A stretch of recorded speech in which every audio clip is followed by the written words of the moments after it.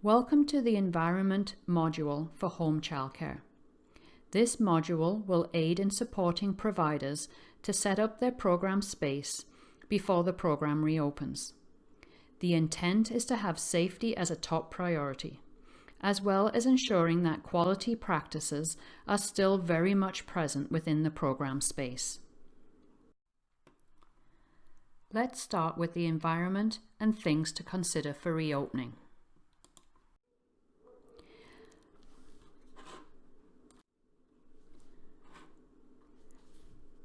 As discussed in the screening module, it is important to conduct screening and daily health checks for all individuals coming into the home.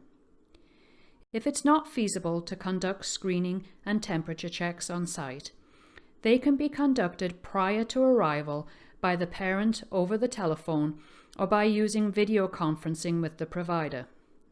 These arrangements may be made in advance with the childcare's parent or guardian. Check the screening module for additional details on this process.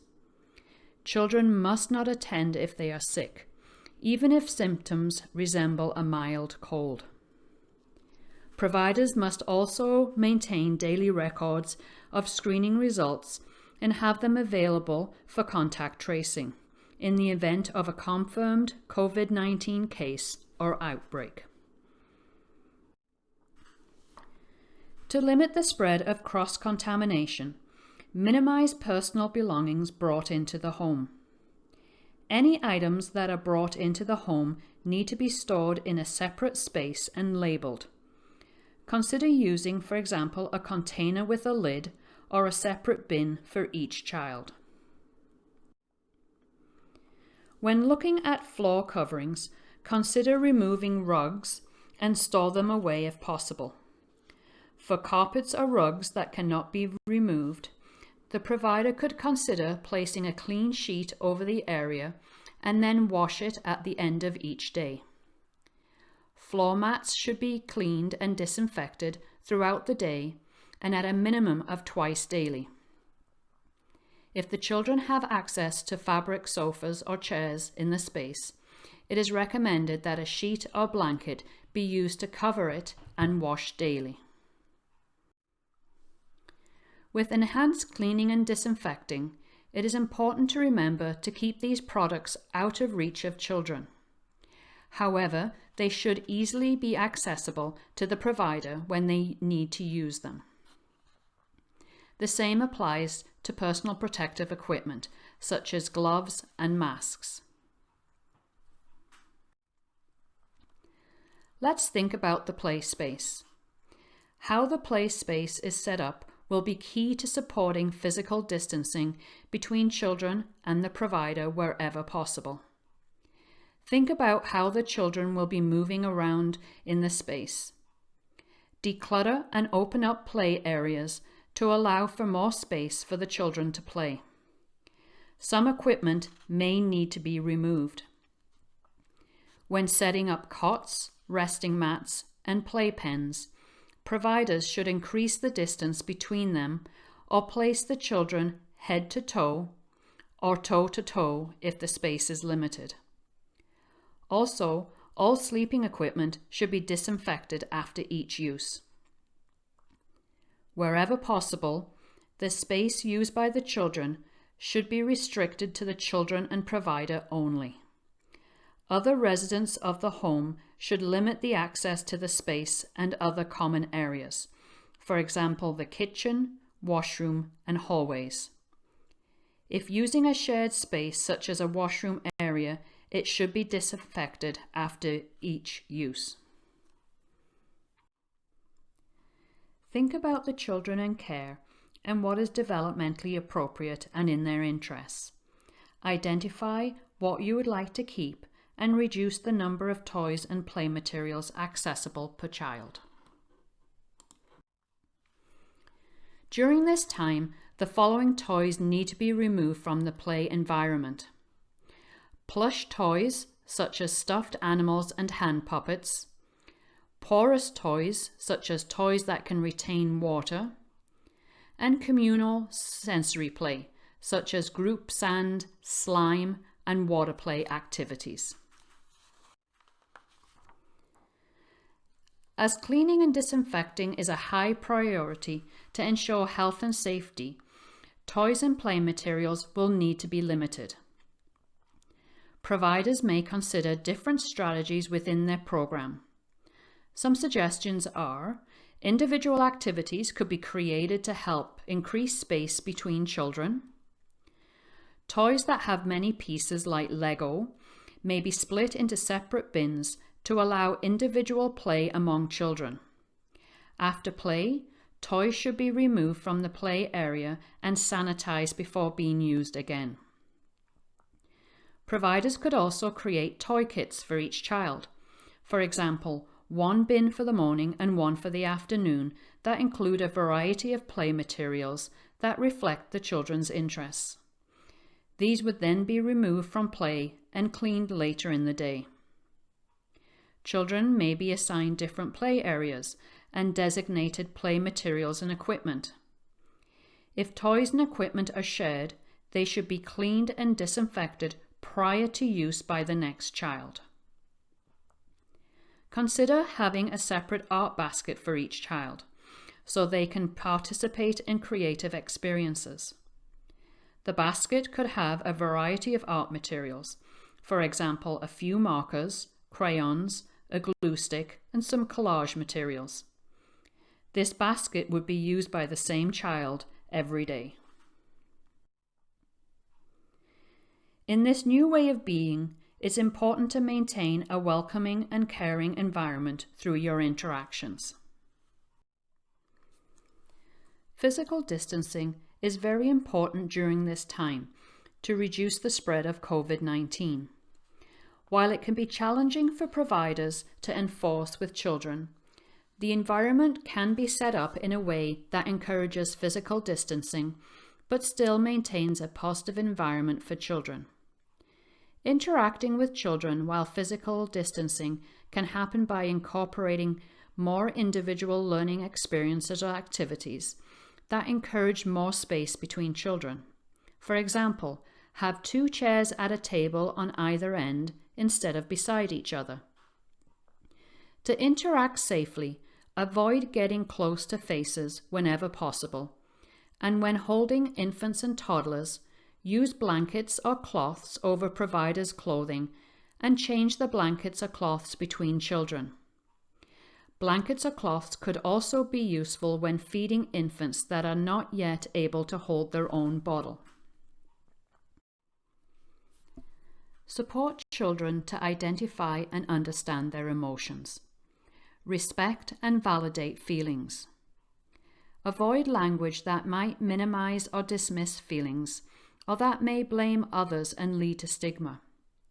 Acknowledge and respect what the children are saying and reassure the children that they are safe.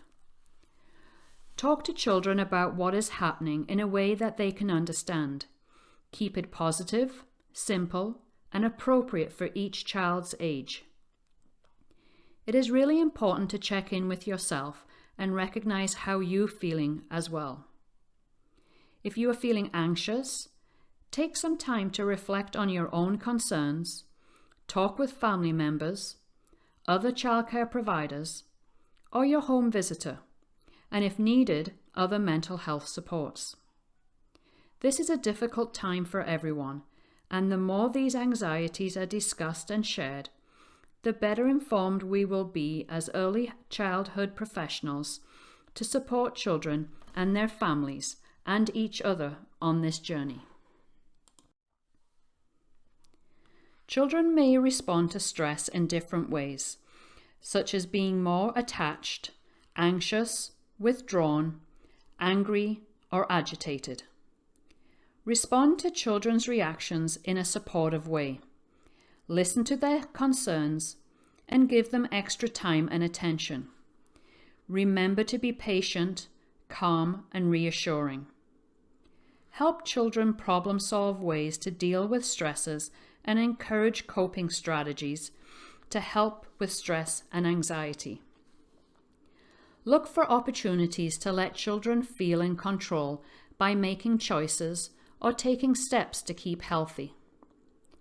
Children feel empowered when they know what to do to keep themselves safe. Providers can encourage children to stay healthy and have good hygiene habits that could help them stay strong and well.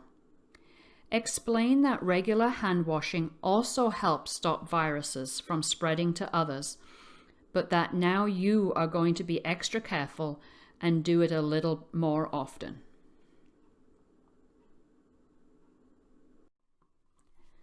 To facilitate physical distancing with the families, the provider can ask parents to drop off and pick up their children during designated intervals.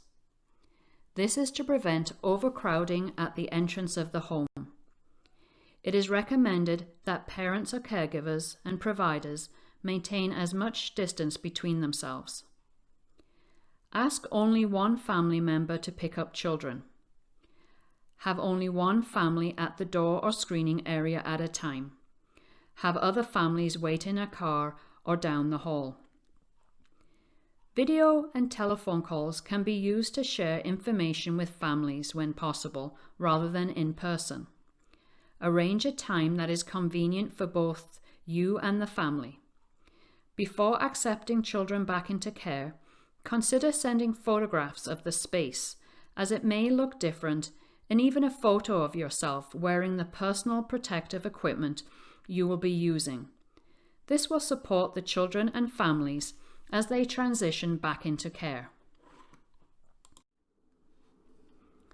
It is important to include some physical activity as part of your daily routine. When possible, have activities outside to allow for more space. Being physically active contributes to the health and well-being of children. Providers are encouraged to have designated toys and equipment for each child. Offer activities that encourage physical distancing. For example, spreading out into different areas and offering more individual activities, such as skipping ropes, hula hoops, or hopscotch. Children should bring their own sunscreen where possible, and it should not be shared. Providers may provide assistance to apply sunscreen to any child requiring it, and should exercise proper hand hygiene when doing so. For example, washing hands before and after application. Providers should plan alternate outdoor activities, like going for a community walk, if there are challenges securing outdoor play space and following physical distancing practices. During this time, providers should not be planning field trips, going on public transit, or meeting up with other home childcare providers. Healthy eating is a good habit to keep up during this time. It is also important to have good food management practices in place. Food should be served in individual portions to the children by the provider. Children are no longer serving themselves any food or condiments. The provider will also need to ensure the children are not sitting close together during meal times, and that they continue to adhere to physical distancing expectations. Remember to practice good hand hygiene practices when preparing food, ensuring hands are washed with soap and water before and after handling food. There should be no outside food provided by the families unless there is a special requirement. Formula bottles and any outside food brought into the home should come in its own containers, be sanitized and labeled with the child's name, and not come into contact with the program's food. As a safety precaution, children should not be participating in any type of food preparation or cooking activities. That concludes the Home Childcare Environment Training module. If you have any additional questions, please speak with your home visitor and inform them that you have completed this training module.